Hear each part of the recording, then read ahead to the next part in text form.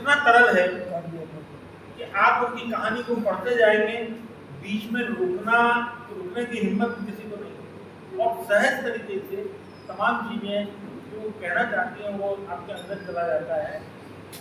इतना ही कहकर मैं मेघना जी को यहाँ बुला रहा हूँ कि वो अपनी कहानी का पाठ यहाँ करें। मेघना जी।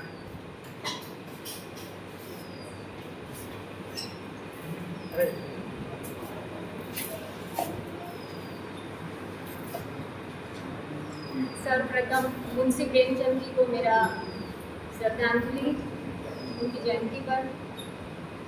आदरणीय मंच अंबिका दत्त जी, आदरणीय प्रोफेसर रमेश मीना जी, आदरणीय अतुल चतुर्वेदी जी और आदरणीय मुकुट मणिदास जी, आदरणीय बेदी जी, आदरणीय जगदीश भारती जी और मेरे साथीगण।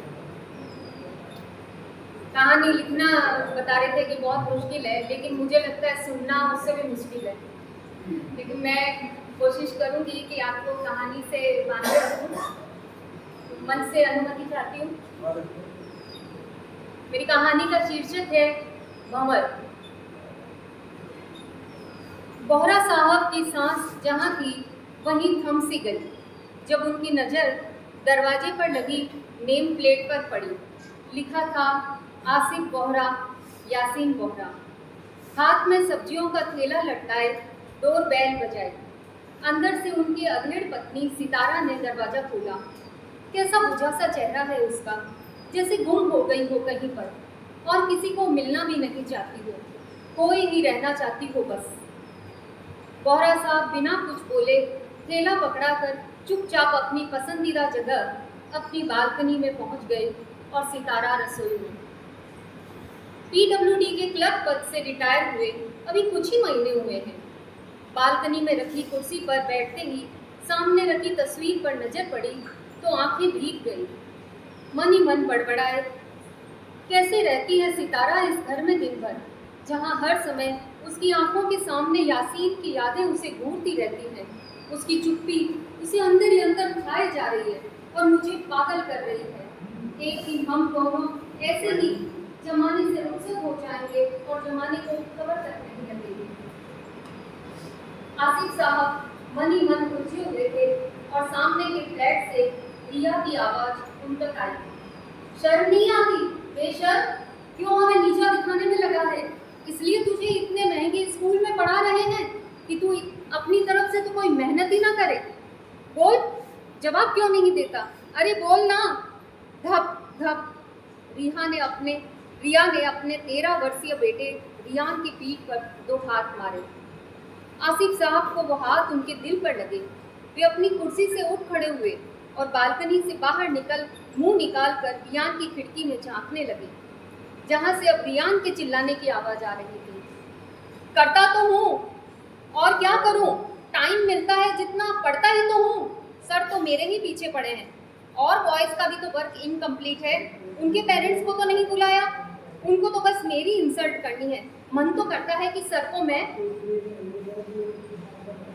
रिया की नज़र सामने से झांक रहे आसिफ साहब पर पड़ी तो वो सब पका गई। खिड़की बंद करते हुए बोली, चिल्ला क्यों रहा है? एक तो काम चोरी, ऊपर से चिल्ला चिल्ला कर सारी कॉलोनी में घर की बातें पहुंचा दे। आसिफ साहब शर्मिंदा हो गए और फिर से अपनी कुर्सी पर बैठ गए और फिर आधे घंटे तक दोनों के बहस की अस्पष्ट आवाज़ें सुनाई देती रही। दूसरा दृश्य, कॉलोनी के सेंट्रल गार्डन में शरद ऋतु में अपना तिलिस्म बिखेरा हुआ था। ऐसा लग रहा था जैसे पारिजात और रात रानी रात भर रोए और कॉलोनी की सड़क पर उनके आंसू खुशबू बनकर बिखर गए। गुलदाउदी की भरी पंखुड़ियों वाले फूल अपने बोझ से डालियों को उठने नहीं दे रहे थे और अपराजिता के चटक नीले फूल पतली कोमल शाखाओं के साथ आसपास सहारा ढूंढ रहे थे।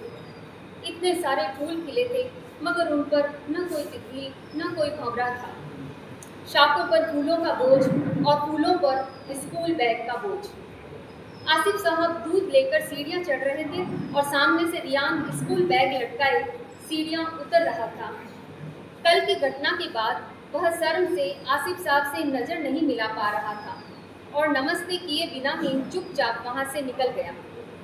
आसिफ साहब भी दूध का बर्तन लिए फ्लैट पर पहुँचे तो एक बार फिर नज़र दरवाजे पर लगी नेम प्लेट पर रुक गई। उन्होंने यासीन बोहरा के नाम पर हाथ फिराया और एक लंबी सांस छोड़ी। फिर डोरबेल बजाई। सितारा ने दरवाज़ा खोला।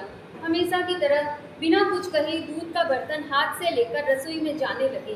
उससे पहले ही आसिफ साहब ने कहा, रियान को देखा? अपने यासीन जैसा ही है। ऐसे ही यासीन भी स्कूल जाता था। हाँ, और एक दिन हमेशा के लिए चला गया, कहती हुई सितारा फपक उठी। आसिफ साहब ने उसे सीने से लगाना चाहा, मगर वो रसोई में जा चुकी थी, जहाँ से अब केवल सन्नाटे की आवाज़ें आ रही थी। आसिफ साहब फिर से बालकनी की कुर्सी पर बैठ गए। हेडफोन में जगजीत सिंह की गज़ल चल रही थी और जहन में यासीन की यादें। वे गुनगुनाने लगे, चिट्ठी न कोई संदेश, जाने वो कौन सा देश जहाँ तुम चले गए। वो लगातार रियान की खिड़की को घूरे जा रहे थे। उन्हें वहाँ अपना बेटा यासीन नजर आने लगा, जो बार बार हाथ हिलाकर उन्हें बुला रहा था। डैडी, हा हा हा हा। वो दौड़ता और फिर खिड़की से नीचे बैठकर छिप जाता। फिर खिड़की से मुंह निकालकर आसिफ साहब को पुकारता, डैडू डैडू, और अगले ही पल अचानक वह खिड़की से नीचे कूद गया। आसिफ साहब ने रियान की खिड़की की तरफ हाथ बढ़ाया और दौड़ पड़े। उनके मुंह से चीख निकली, यासीन। फिर पलटकर सामने रखी यासीन की तस्वीर को सीने से लगाकर जोर जोर से बड़बड़ाने लगे, तुमने ऐसा क्यों किया? एक बार कहा तो होता। सितारा आसिफ साहब का रोना सुनकर बाहर आई और उनसे लिपटकर बेइंतहा रोने लगी।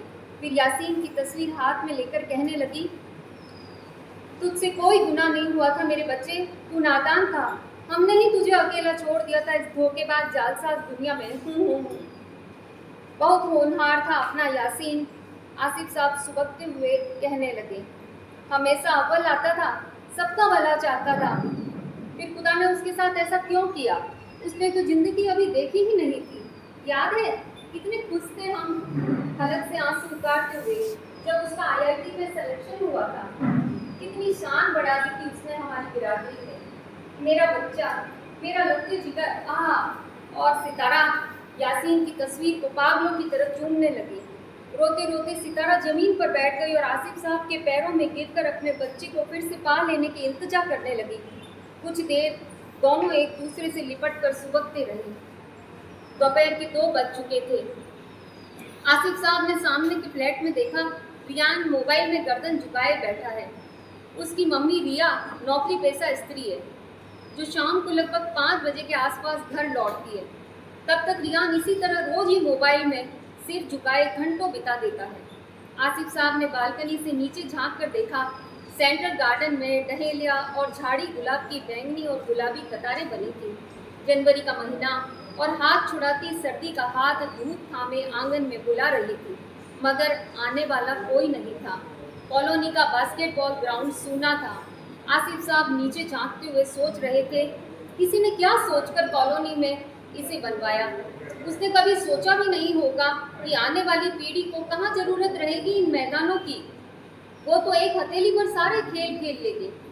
आसिफ साहब ने रियान को मुस्कुराकर देखना चाहा, जिससे वो भी उनके सामने मुस्कुराए, मगर वो सर उठाकर बाहर देखे तो सही। वे सोचे जा रहे थे, बच्चे गेम खेल रहे हैं या गेम इनसे खेल रहा है। रियान को पता ही नहीं चला 5 बज गए। रिया घर में घुसी, तब भी रियान को पता नहीं चला। वह तो मोबाइल में पूरी तरह डूब चुका था। थोड़ी देर से रियान के पिता दफ्तर से लौट आए, परंतु आज उनके मिजाज बिगड़े हुए थे। आते ही बरस पड़े, मेरे फ़ोन से 5,000 का ट्रांजेक्शन हुआ है। व्हाट द हेल, तुम करती क्या हो? अपनी औलाद पर नज़र नहीं रखती? अगर बेटे पर कंट्रोल नहीं कर सकती हो तो नौकरी छोड़ दो। क्यों, तुम्हारा भी तो बेटा है, तुम नौकरी छोड़ दो, इसका ध्यान क्यों नहीं रखते? रिया ने पलट कर जवाब दिया, मुझसे झगड़ना बंद करो और रियान से अभी फ़ोन छीन लो। कोई ज़रूरत नहीं है उसे फ़ोन देने की। रिया ने कुछ शांत होकर कहा, ये घर में अकेला होता है, कल को कोई मुसीबत आ जाए तो किससे कहेगा? तो लैंडलाइन लगवाओ। कहाँ है उसका मोबाइल? उसी के पास है, होमवर्क करने के लिए काम में आता है। नौटंकी है सारी। रियान रियान रियान के पिता उसके कमरे में गए और रियान से फ़ोन मांगा। रियान के कमरे से आवाज़ें आसिफ साहब के घर तक आसानी से पहुंच जाती थी। ला फोन दे, तेरी इतनी हिम्मत हो गई, अब तुझे मेरा भी डर नहीं रहा। रियान के पिता आंखें फाड़कर रियान को डराने की कोशिश कर रहे थे। क्यों पापा, क्या हुआ? दिन भर मोबाइल पर गेम खेलता है और अब जुआ खेलने लगा। मेरे फ़ोन से 5,000 रुपये ट्रांजेक्शन किया तूने, लेकिन वो तो गेम का पार्ट है, पैसे देते हैं तो गेम आगे बढ़ता है।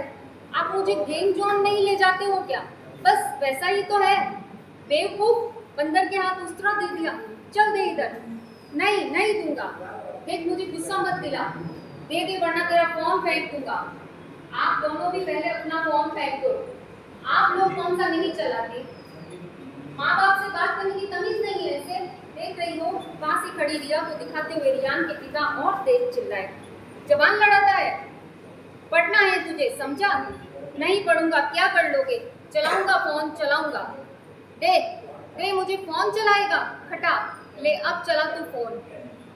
रियान जोर से चिल्लाया, मेरा फोन तोड़ दिया। मैं आपका फोन तोड़ दूंगा, आप दोनों का फोन तोड़ दूंगा। चटा। रियान अपने गाल पर हाथ रखकर चिल्ला रहा था। एक जोर की आवाज़ के साथ कमरे का दरवाज़ा बंद हो गया, मगर रियान के रोने और चिल्लाने की आवाज़ें आती रही। बच्ची को कोई मारता है क्या? आसिफ साहब को अब तक रियान की आवाज़ें जो सुनाई दे रही थी तो वो बेचैन। कुछ देर बाद वहाँ से सन्नाटे की फिर से आवाज़ें आने लगी, वैसी ही आवाज़ें जैसे सितारा के रसोई घर में जाने के बाद आती हैं। आसिफ साहब अपने कमरे में चले गए। उन्होंने अलमारी खोली और कुछ ढूंढने लगे। कई कपड़ों की तहों के नीचे से उन्हें एक पत्र मिला। थर्राते हुए हाथों से पत्र पर हाथ फिराया और उसे खोलते हुए बुदबुदाया, यासीन मेरे बच्चे। यह पत्र उन्हें यासीन से नहीं, पुलिस से प्राप्त हुआ था, जो यासीन के कमरे में उस समय मिला जब वह अपने हॉस्टल की खिड़की से कूद गया था। डैडी, आप बहुत अच्छे डैडी हो, और अम्मी, आप बहुत अच्छी अम्मी हैं, मगर मैं अच्छा बेटा नहीं हूँ। यहाँ आकर मुझे मोबाइल पर गेम खेलने की लत लग गई है। मैं रात देर तक फ़ोन में डूबा रहता हूँ, मुझे पता ही नहीं चलता टाइम क्या हुआ। मोबाइल का गेम एक नशा है डैडी, मैं चाहकर भी उसे छोड़ नहीं सकता। मैंने कोशिश भी की, मोबाइल पास पड़ा होता है और मैं उसे हाथ नहीं लेता तो तड़प उठता हूँ। डैडी, इस नशे ने मुझे सबसे पीछे लाकर खड़ा कर दिया है। मैं सेमेस्टर में पिछड़ गया हूँ, सबसे पिछड़ गया हूँ। मुझे शर्म आने लगी है, रोज़ अपनी क्लास में भी नहीं जा रहा। रात को देर तक मोबाइल पर गेम खेलने से सुबह मेरी नींद नहीं खुलती और मेरी क्लास में अटेंडेंस भी पूरी नहीं हो पाई है। मेरे पहले सेमेस्टर की फीस बेकार हो गई। आपके भेजे हुए 70,000 रुपये मैंने मोबाइल के गेम में गंवा दिए हैं। अगले सेमेस्टर की फीस जमा करवाने का आज आखिरी दिन था। मुझे पता है आपने पैसा कितनी मेहनत से इकट्ठा किया था। अब आपके पास अगले सेमेस्टर से पहले पैसा इकट्ठा नहीं हो सकता। मैं बहुत शर्मिंदा हूँ। मैं आप लोगों को और तकलीफ देना नहीं चाहता। I am sorry daddy. आपका यासीन। आसिफ साहब की आंखों में आंसू नहीं थे, बल्कि एक खौफ था। उन्होंने तुरंत पत्र अपनी कुर्ते की जेब में रख लिया। सितारा पास ही सो रही थी, मगर आसिफ साहब को बहुत देर तक नींद नहीं आई। उन्होंने आंखें बंद की तो उनके जहन में एक लड़का दिखाई देने लगा। वह तड़प रहा था, उसकी सांस तेज चल रही थी, वह चीख रहा था, चिल्ला रहा था, घर का सामान उठा उठा कर फेंक रहा था। उसके हाथ पांव कांप रहे थे, जैसे उससे किसी ने जीवन की प्राणवायु छीन ली हो। वह क्रोध में इतना अंधा हो गया था कि अपनों का गला भी रेतने को तैयार था। फिर वह लड़का एक प्रवाह में बहने लगा और बहते बहते भंवर में जाकर फंस गया, जहाँ वह हाथ उठाकर जोर जोर से चिल्लाता है, मुझे बचा लो, इस भंवर से मुझे निकालो। और फिर वह एक खिड़की से नीचे कूद जाता है। आसिफ साहब उसका चेहरा देखते हैं तो वह और कोई नहीं, रियान था। आसिफ साहब की आंख खुलती है, वे पसीने से तर हो जाते हैं। वे अपने कुर्ते की जेब में हाथ डालते हैं और यासीन के पत्र को फाड़ देते हैं और बड़बड़ाने लगते हैं, दोबारा नहीं, दोबारा नहीं।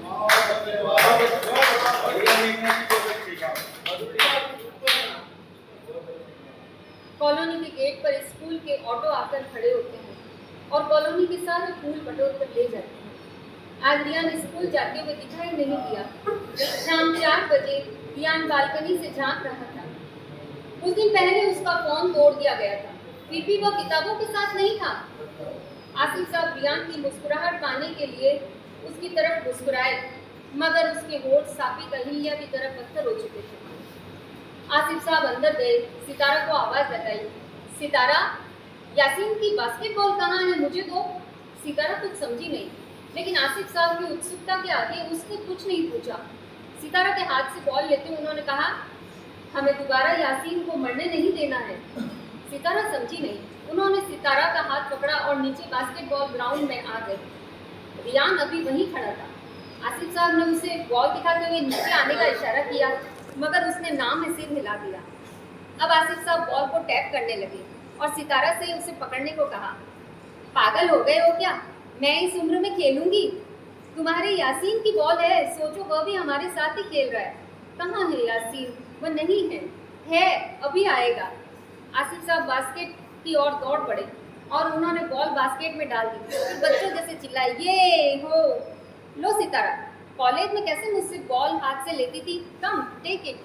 सितारा आगे बढ़ी, मगर आसिफ साहब से बॉल नहीं ले पाई और आसिफ साहब ने एक और बास्केट ले ली। फिर जोर से चिल्लाई, ये one more, come on Sitara, take it. Sitara की नज़र रियान पर गई तो वह अभी भी वहीं खड़ा था, उन्हें खेलते हुए देख रहा था। सितारा ने उसे अंगुलियों के इशारे से नीचे बुलाया तो उसके चेहरे पर चमक आ गई और वह अगले ही पल रियान सितारा की टीम में था। अब रियान और सितारा मिलकर आसिफ साहब को घेरने लगे, मगर फिर से तीसरी बास्केट उनके नाम हो गई।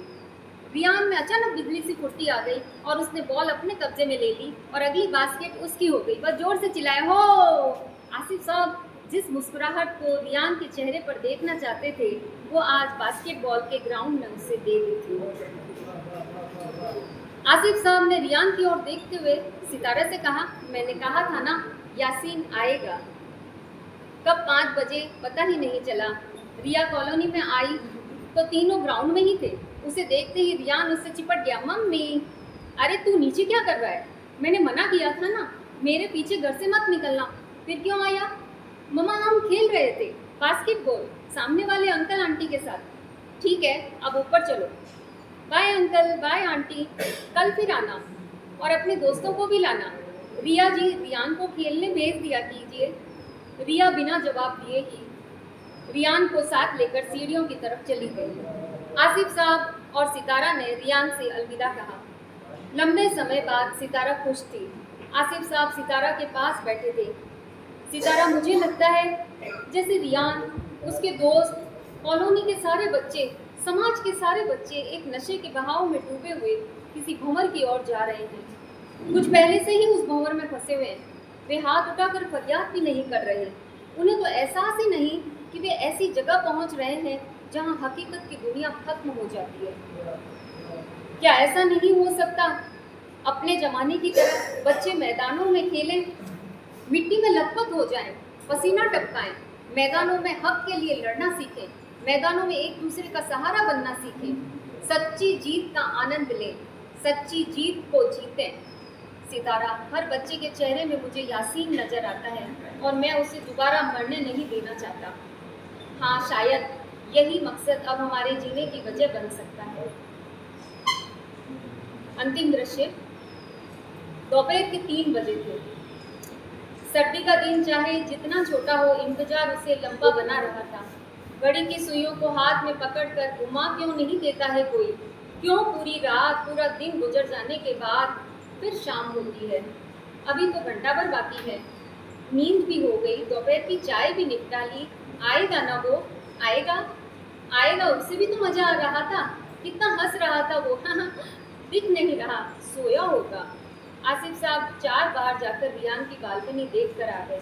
अभी 3 ही बजे हैं, सब्र करें, वक्त नहीं हुआ है। सितारा आराम फरमाने लगी और आसिफ साहब बॉल टैप करते घर में ही यहाँ से वहाँ चक्कर लगाने लगे। चलो सितारा, 3:45 हो गई, चलो हम पहुँचते हैं, वो हमें देखकर आ जाएगा। आप खुद बच्चों से कम हैं क्या? चलिए। आसिफ साहब ने बॉल लेकर दौड़ लगाई। सितारा को पुकारा, मगर नज़र रियान की बालकनी पर थी। सितारा ने कहा, हम खेल शुरू करें? आसिफ साहब ने जोर से कहा, हाँ शुरू करें, आओ। बॉल को जोर से टैप करते हुए दोनों ने पूरी कोशिश की कि आवाज़ रियान तक पहुँचे और वो बाहर झांकने आए। 1 घंटा बीत गया, रियान नहीं आया। 5 बज चुकी थी। रिया ऑफिस से आ रही थी। सितारा ने तुरंत रिया को रोका और कहा, नमस्ते रिया जी, रियान कहाँ है, आज दिखा नहीं। आसिफ साहब भी उन दोनों के पास आ गए। जी वो ऊपर ही है। हाँ, उसे नया फ़ोन मिल गया है ना, वो बस उसी में लगा है, रिया ने इतराते हुए कहा। नया फ़ोन? आसिफ साहब का मुंह खुला रह गया। हाँ, वो पुराना फ़ोन टूट गया था, रिया सक पकाते हुए बोली। मुझसे उसकी उदासी देखी नहीं गई। दूसरे बच्चे अपना फ़ोन दिखाते तो वह रोता था। माँ हूँ और फिर कमाती किस लिए हूँ, अपने बच्चे को तरसता हुआ देख नहीं सकती। बस आज ही उसको मिला है और फिर घर के बाहर भी जाने लगा था। न जाने क्या सीखता दूसरों से, कम से कम घर में तो रहेगा। रिया इतराते हुए सीढ़ियाँ चढ़ने लगी और आसिफ साहब रियान की बालकनी देख रहे थे।